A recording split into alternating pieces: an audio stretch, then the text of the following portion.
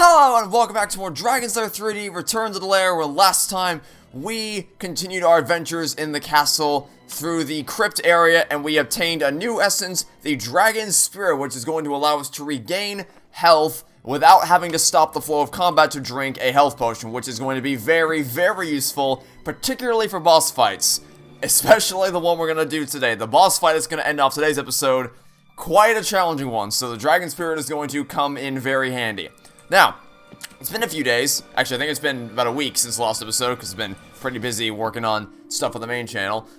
So, as a quick refresher for those of you who may not fully remember the last episode, we are in the impossible room, where up is down, down is up, left is right, and right is left. The whole room is basically just itself flipped. It's the room flipped on itself, every individual room. So, like, the ceiling of this room is also the floor of this room, depending on which section you're in. So, like, for instance, you'll note, if you look down here, as you can see, there is a bit of a, it's a bit of a fire pit right there is what we call it. That's a fire pit. For some reason, my brain blanked out for a moment there. I couldn't think of the term fire pit. So, just keep that in mind for now. There's a fire pit down there. It's going to come in handy later. Just remember that for now. I'll show you kind of what I mean that is some frame rate lag. The fire pit on the floor is probably the best example I can think of to immediately demonstrate, because you can, when you're familiar enough with the level design, you can kind of see, like, even just right now, I'm seeing that little platform up there, and I'm recognizing it as something that we're actually going to be using, we're going to be walking on later when we flip the room upside down.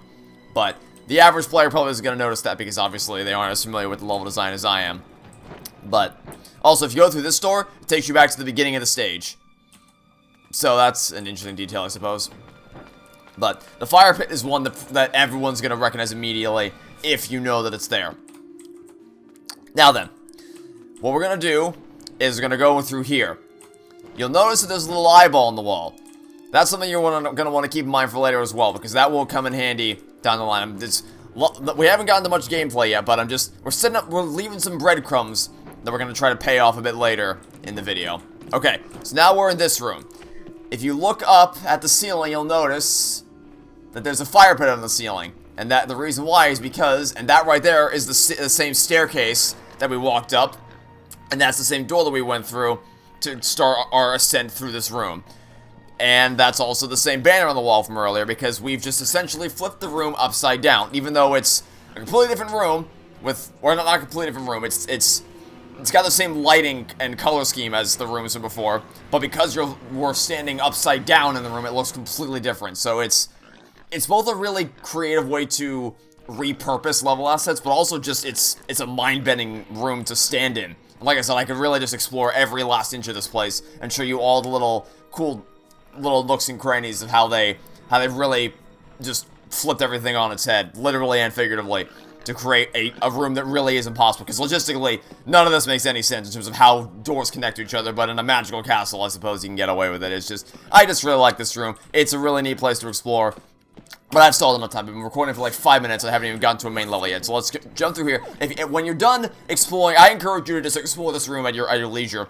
Go through every door, find every nook and cranny, because I don't want to show off all the secrets in this LP, because I want to leave some stuff for you to discover on your own. But I will say, there are no treasures in here, so you don't have to worry about missing any of those. You can explore at your leisure, but when you're ready to continue with the main campaign or the main story, you can just hop through this big circular door, and it'll take you to the castle sewers, as Daphne said, so maybe not the most pleasant way to start off the video, but it's gotta be done. Oh, and if you want to kill a free Giddy Goon, it's hiding in this barrel. Not quite sure how he squeezed himself down to fit in there, but alright, we don't talk about it. We do not talk about it. Lost control of myself there for a moment. Now then, for our first objective here, we need to glide our way over the gap, like so. And then, hitting the switch will drain the room. But we're not out of the woods quite yet, because as soon as we drop down there, if I can gain control again, so as we drop down here, a whole army of Giddy Goons are going to spawn behind us. I guess I probably shouldn't have killed his friend up there. That one guy, I guess his death tipped off the rest of the Giddy Goon army to rip me to pieces. Also, I didn't mean to have the Dragon Spirit on. Now, we have some red barrels here. I'm gonna save before I do this just because I want to demonstrate it visually. If I try to attack these, I die. Because they are you know, explosive barrels. So we need to find some way to penetrate this obstacle. And that way we're going to be using to get through it is going to be right through this door, around this hallway. The flame arrow for our crossbow. Now you gotta pay very close attention to the flames that appear on the platforms here. And if you missed it, then you can step on this button to recreate the flame pattern. So that if you missed it during the intro cutscene, you always have a chance to save yourself. Now I'm gonna make this look pretty effortless because I have the route kind of memorized like the back of my hand at this point, but I've seen many a player struggle making their way through that section because it just... Outside of there's the memory test of making sure you have the pattern down of what order you need to step on the platforms to get through it in. And then there's just the actual dodging of the fireballs. Now, I will say, the game's pretty nice in that if you follow the main general path and stick... Alright. We don't talk about it. I definitely didn't just fall through the gap there. That didn't happen. You saw absolutely nothing. I'm great at this game. If you follow the main path across these platforms, it's pretty generous in that not only do you don't have to jump over pretty much any of them, you can pretty much just go across them in the heat of combat. But also, if you stick to the middle, the fireballs really won't get you. Or I say that, it might just be that I've played the game so many times that I instinctively know the most optimal route to dodge the fireballs. But I'm pretty sure that following the platforms, it's specifically designed in such a way so that you won't run into them. Like, the fireballs are programmed to follow a path that will definitely kill you if you stray from the golden path, but if you stick on the golden path, they'll pretty much just skirt around you, unless you run right into one, of course. Hopefully I explained that well. I don't know, maybe I didn't. But regardless, some barrels respawn, so I'll go ahead and grab some more arrows here, and then pull out our crossbow, and switch to the flame arrows, and kaboom! Now, we don't have many of these, because they're very valuable. They're not only going to be imperative to solving puzzles and making our way through the castle like we just did right there, but they're also much more powerful than the steel arrows that we got in the last episode. So, they are to be used sparingly. Now, of course, if you explore the castle enough, and you find enough supply caches, you can max out your arrows, not pretty quickly, but by the end of the game, by the time you reach the end game, I can pretty consistently max out my arrows because I just know where all the caches are. But if you're careless with your arrows, then you might not be so lucky. I've definitely seen players not be as careful with their arrow consumption and be kind of not out of luck, but having oh, hi there, buddy, having a bit of a hard time in the final battle. So what I'm gonna do is I'm gonna do a bit of a balancing act. I'm gonna use 2 arrows here and then one flame arrow to finish him off, just so that I don't waste too many arrows. Now then, I made that look pretty easy, but there's a goblet up here that you need to get by jumping on top of the railing, which I recommend doing by running alongside it and kind of jumping up and slightly to the right, rather than trying to jump from this direction, because you'll just likely end up launching yourself into the goo below. So I recommend doing this, and then from here it's a simple ledge grab to grab the goblet. Next one's very easy because it's literally just out in the open, but you want to make sure you have your sword out so that you can block the Cyclops when he tries to pull that trick. And then, because we have the crossbow now... Oh. Okay, well, I was going to shoot him with the crossbow, but he kind of... Aha! If he pops up, I'll be ready with the crossbow. I'll be ready with the crossbow if you try to attack me again, but you want to stand in this corner with the flame arrow and shoot down those barrels, because if you're too close, they will explode. They'll explode in your face and kill you. Having the flame arrow doesn't make you immune to the explosive damage. It just means that you can shoot it from a distance and therefore will not be caught in the explosive radius when it goes off. So, something you want to keep in mind moving forward. And as a quick progress check, we have 58 to 58 treasures. We are still good to go. Let's head into the sewer depths. Still not out of the sewers yet. That mist seems deadly, but that ooze looks worse. You know, I never quite understood that line, because that implies that, well, I mean, she spells it out, the mist looks bad, but the ooze looks worse, which, it's like, you know, I feel like the first thing to come to my mind would actually be the ooze, not the mist, but, ah well, what can you do, I suppose. More flame arrows, as you can see, which seems like they're giving us plenty. We already have 27, but 27 arrows is not a whole lot when they throw the amount of enemies at you that they do. Also, I think my controls are a bit off. I'm instinctively hitting F to try to get the dragon wings out. I think my controls are backwards, so let me go ahead and change this real quickly. I just gotta swap F and G. I use F and G, in case you're curious, I use F and G to switch around my... No, that's not what I wanted to do. to switch all my essences. Ba-da-dum, ba-dum. Love the game soundtrack. It's just very convenient for me to be able to use I use F and G to switch essences, like this, and then I use X and C to switch arrows, in case you are curious as to what my keyboard bindings are, because the default the default key bindings for this game are kind of crap, not gonna lie, but I think that's just because, oh my lord, I missed. I didn't jump properly. Okay, well, thankfully I have the Dragon Wing to save myself. That was almost very bad. But this game is definitely from an era where using the mouse, I don't even think the mouse is bound to anything by default. I'm pretty sure it's just, you have to have both hands on your keyboard if you use the default controls, and a lot of the movement controls are, I don't even know if it's the arrow keys or not. I think the arrow keys is what you use to control the camera. I don't know, it's weird. The default key bindings for this game suck, so I just rebound them to fit a more modern scheme with WASD, so feel free to adopt my control scheme if you would like to. Of course, some people like to prefer using a controller, so I guess it's down to the individual person as to what you prefer. Alright, don't want to use too many flame arrows, so I'll just use that. There we go. One flame arrow and one steel arrow is enough. I actually wasted a skill arrow earlier. I didn't need to use that skill arrow that I did. Also, this level, for those of you who've seen my video, my praise video on the main channel for this game, you might recognize this level because this is the one level that I specifically picked out to talk about how well it's designed in terms of its layout and how it presents you a linear set of objectives in a manner that's oh my god, okay, alright, that's not, alright, you guys getting real close to me. Well, in that case, it makes you a prime target for a good old-fashioned whirlwind sword attack. Nice. I was gonna use the crossbow against you, but since you all lined up to get slaughtered, I figured, well, who am I to deny you the pleasure? I'm getting absolutely obliterated. Yeah, but it presents you a linear set of objectives in a manner that makes the level seem more open-ended and non-linear than it is. Because it's a good chunk of the levels in this game are just a linear set of rooms that you need to progress through. There's also a good chunk of them that are wide-open playgrounds, like the Impossible Room that we opened the video off with. And then there's also a good set of levels like this one, which aren't technically linear, but also aren't technically open-ended. Like, this isn't an Impossible Room where it's just an I don't want to say open world because that's a bit of an exaggeration, but it's an open playground you can explore to your heart's content and find a bunch of little hidden nooks and crannies. But it's also not strictly linear because it has you backtracking all over the place to complete the objectives that you need to. So it's if you want to hear more, you can go watch my video where I kind of really break this section down and go through why I love this level as much as I do. I mean, I love all the levels in this game, but it's definitely this one. I think I just picked this one. I picked this one because I think it's just it works. It's the clearest example of the kind of the manner in which the game is designed that I wanted to highlight for the video, if that makes any sense. Also, if you want to die, then what you can do right here is you can hit the switch and death. Interesting, Dirk screamed after he already died. That's a neat little trick.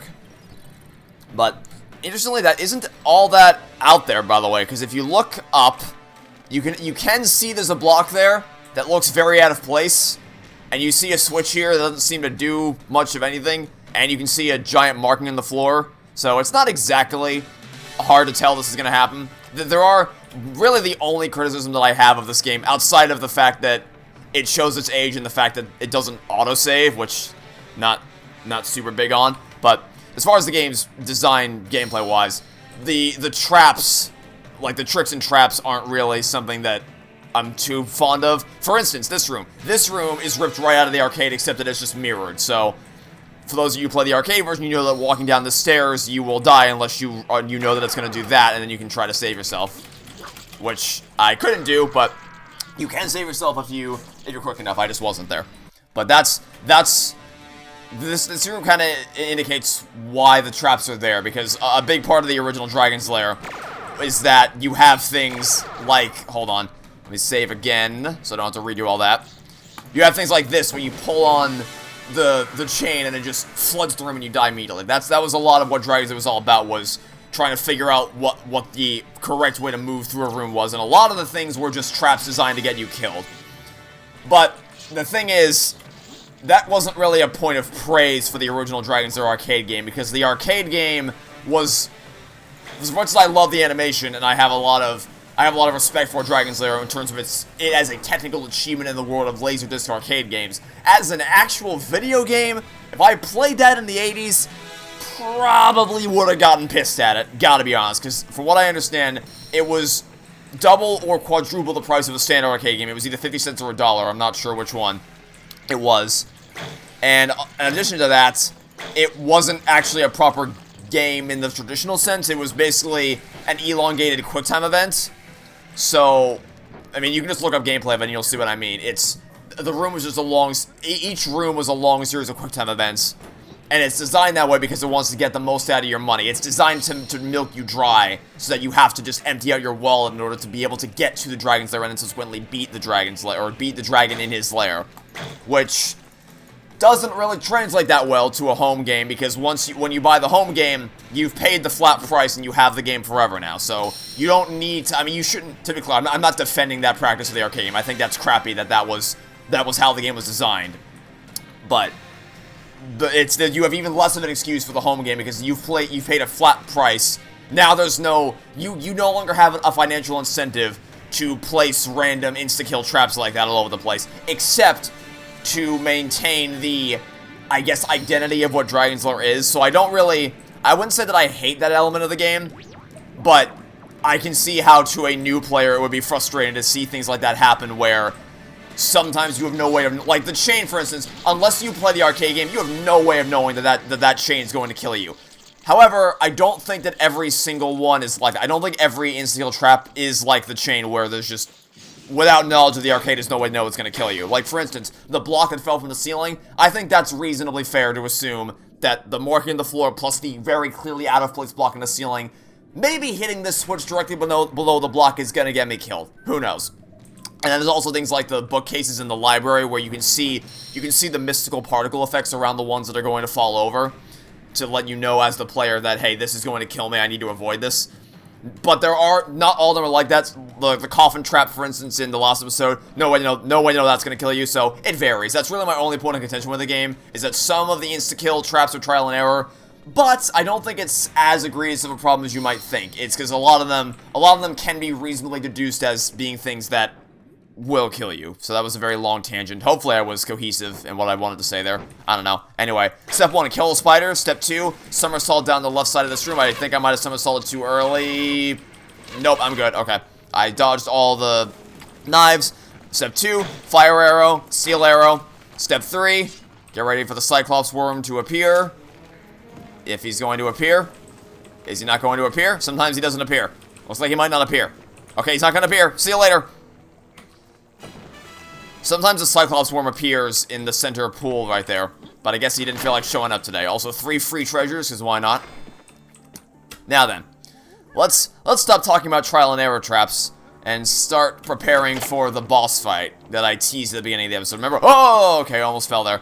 Remember at the beginning of the episode when I teased the boss fight that we were really gonna need the dragon spirit for? Well, we're coming up on that right now. Once we drain this room of all of its mud or toxic water or whatever it is, we are going to fight a boss. Also, I highly recommend that you shoot this eye switch from up here. It's not impossible to shoot from down there, especially on mouse and keyboard, but trust me, it's a lot easier to shoot it from all the way up here, because as soon as you drop down here and grab the key, gargoyles spawn in. So definitely don't want to be tinkering with, or trying to shoot that arrow at the eye when these guys are trying to pound you. So, something to keep in mind. Also, you may think it was silly for me to waste my dragon spirit right here when I just had to kill 2 little gargoyles, but it was not. Because after I use a whirlwind sword attack on this switch right here, it's going to unlock a gate with a mana container inside it right here. So we're going to get a free mana refill. And, okay, game stuttered a little bit there. And, boom! Hit the switch with that's a neat one. I really like that one, because I didn't actually discover this one. I always wondered when I was a kid, because when you're a dumb little kid, you don't think of these things, of how could I possibly hit the switch that's behind the bars. But then when you get a little older, you're like, oh wait, I have a thing that I can use to attack it from range. And then it opens this little thing right here, and you get yourself a mana container, so I get a free mana refill at no cost to me whatsoever, so I can still hold on to my health potions and mana potions for later. Although, actually, I think I am still going to drink a health potion, just because there's a little tiny bit of my health that I lost at the last second there, which is unfortunate. And let me double check to make sure. 61 and 61 treasures. We are set to go face the boss.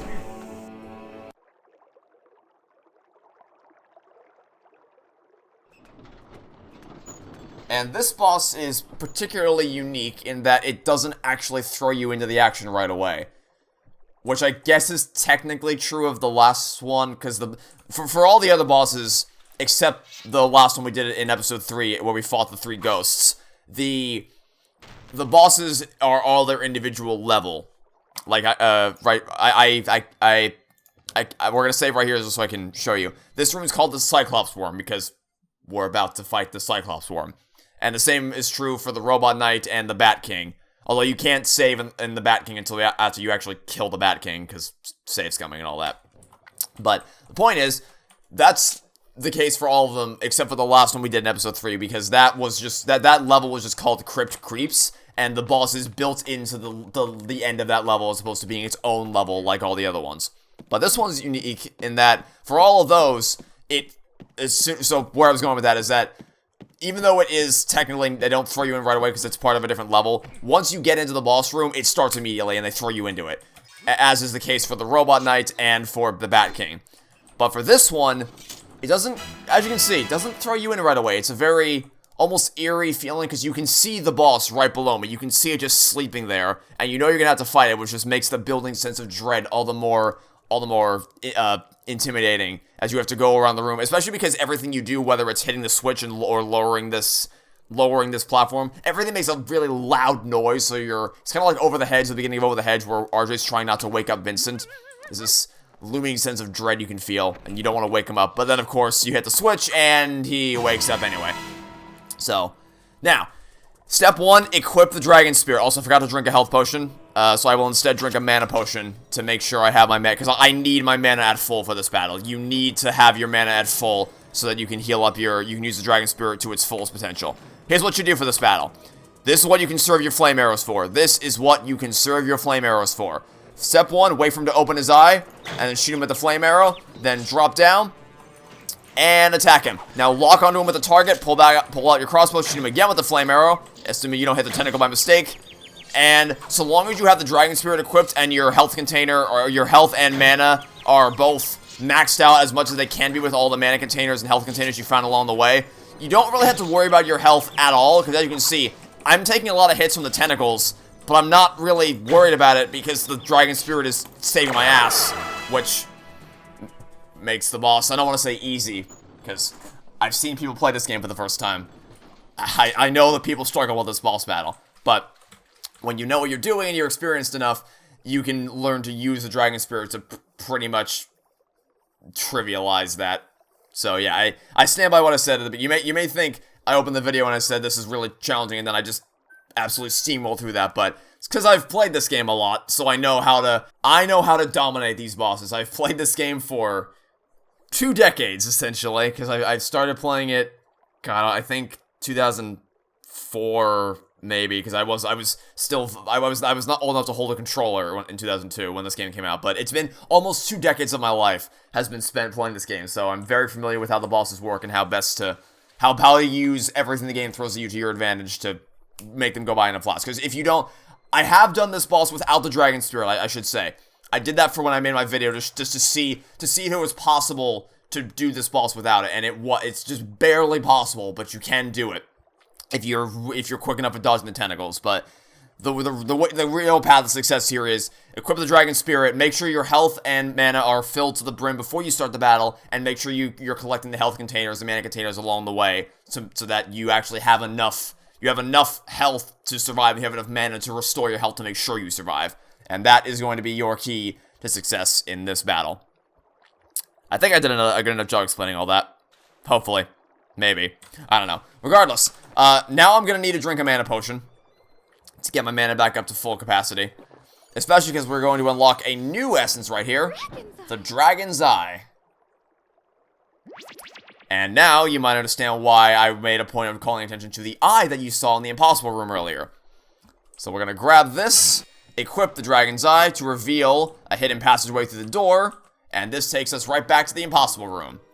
Which, now you might think that if you turn around and go back through this door, it'll take you back to the Cyclops room, but it doesn't. It just loops you back into this room. Because the Impossible Room is a perpetual enigma. Anyway, so I could end the video here, because next time we're going to launch ourselves into another boss fight. We're kind of approaching the, end game, as it were, and I'm using heavy quotation marks around the term end game, and for those of you who've played this game before, you know why I'm doing that, but if you don't know what happens in this game, then, I wouldn't dare spoil anything for you, of course, but we're approaching the end game, as it were, so we're going to be tossed into a lot of boss battles back to back to back, so I definitely want to call things off here before things get too out of hand, but regardless, before we wrap things up, I want to pay off that breadcrumb I dropped earlier. Now that we know what the eye is for, put on the dragon eye, and it reveals a hidden doorway right here, which we can now pass through to obtain another mana container. Which we're definitely going to need for future battles, trust me. It's going to be, getting mana maxed out as much as it can be is going to be very pivotal as we continue to get more and more essences. Anyway, should I show this off? Yeah, let me show it off real quick. I'm going to end the episode anyway. Takes us right back to the beginning, like I said at the beginning of the video. The Impossible Room is so strange. Alright, so we're going to call things off, call this video off here. Next time, we're going to go fight one of the most infamous enemies from the original Dragon's Den arcade game. And I'm excited, because I really, really like the lizard. Oh, I almost spoiled. Well, I guess I can say it. We're going to fight the Lizard King. If you played the arcade game, you know it. It's the Lizard King. Very, very famous room from the arcade, or the arcade game. And we're going to fight it in the next video.